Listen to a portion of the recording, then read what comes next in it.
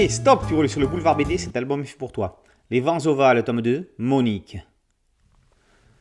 Novembre 1967. Monique est enceinte. Son père, le directeur de la briqueterie familiale, est furieux. Le futur père n'est autre qu'Éric, l'instituteur du village, un communiste. Vous vous rendez compte ?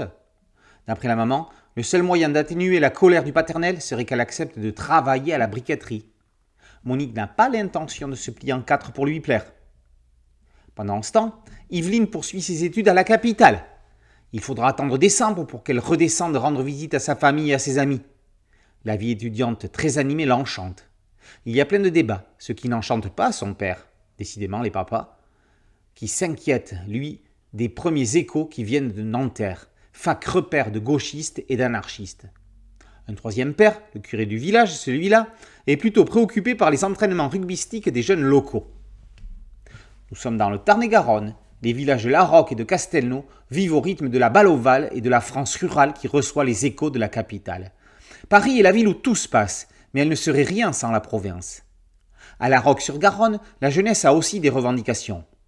Tout comme les étudiants parisiens comptent peser sur les décisions politiques, les Laroquais n'ont pas l'intention de laisser leurs parents décider à leur place.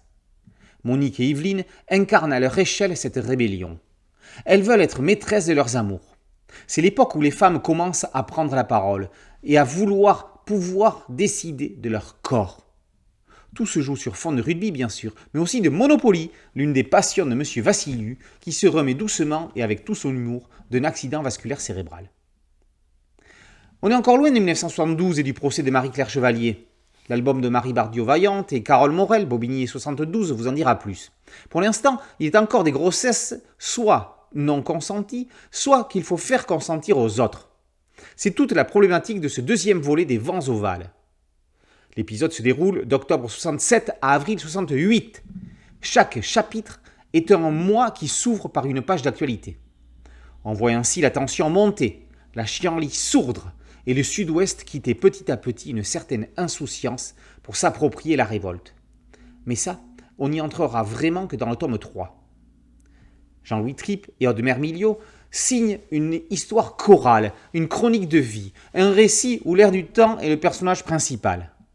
Au dessin, Horn affine son trait jusqu'à se rapprocher d'un graphisme à la Michel Plessis dans certaines scènes. Jérôme Maffre arrive aux couleurs dans une continuité 60s immergente.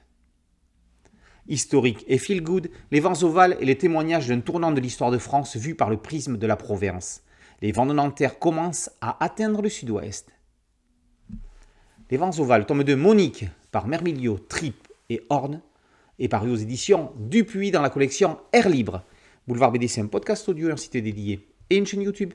Merci de liker, de partager et de vous abonner. A très bientôt sur Boulevard BD. Ciao.